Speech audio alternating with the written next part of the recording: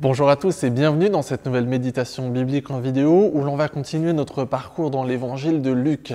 On s'était arrêté à Luc 2, la première partie, et on va lire maintenant la deuxième partie, donc Luc 2, les versets 41 à 51. Je dis lire, mais en fait je vous invite à lire de votre côté le passage si vous le voulez en mettant cette vidéo en pause.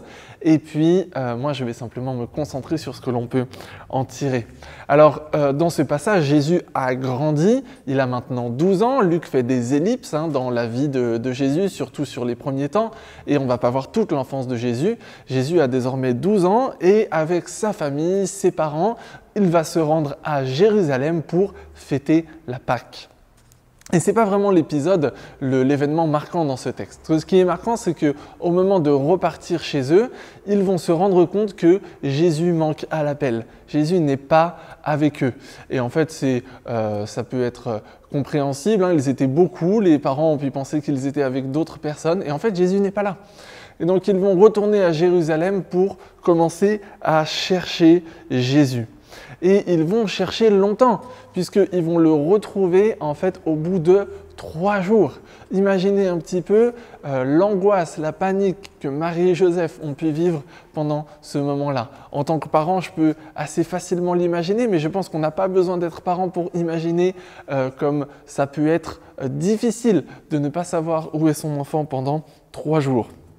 Et ils vont le retrouver au bout d'un moment, en fait, en train de discuter tout simplement avec les maîtres de la loi dans le temple, avec des rabbins, avec des enseignants. Il est là, il écoute leurs enseignements, mais le texte nous dit qu'il pose aussi des questions. Mettons-nous un petit peu dans le contexte. Les gens avec qui Jésus est en train de parler, ce sont en fait les théologiens, les meilleurs théologiens du judaïsme à ce moment-là. Ce sont les gens qui sont dans le temple de Jérusalem, c'est-à-dire c'est le temple. Et Jésus est là, non seulement il écoute, mais il pose des questions, il participe en fait à la discussion. Ce n'est pas quelque chose de classique pour un enfant de 12 ans, ce n'est pas quelque chose de normal, ce n'est pas quelque chose que l'on puisse attendre de la part d'un enfant de 12 ans. Et c'est la première chose qui est vraiment surprenante dans ce texte, c'est ce Jésus à 12 ans qui vient discuter avec les théologiens, les grands théologiens de son temps. On ne sait pas la teneur de la discussion, on ne sait pas de quoi il discutait, mais il a un intérêt, un attrait pour ces choses-là. Et la deuxième chose qui est surprenante, mais qui est aussi pleine de sens, c'est que lorsque ses parents vont un petit peu le réprimander, il va dire « Mais pourquoi est-ce que vous m'avez cherché ?»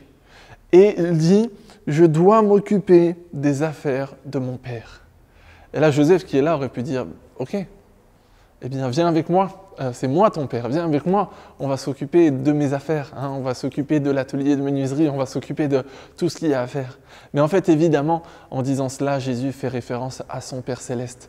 Et en fait, on voit que dès cet âge jeune de 12 ans, Jésus commence à avoir une conscience de qui il est et de l'appel qui va être le sien.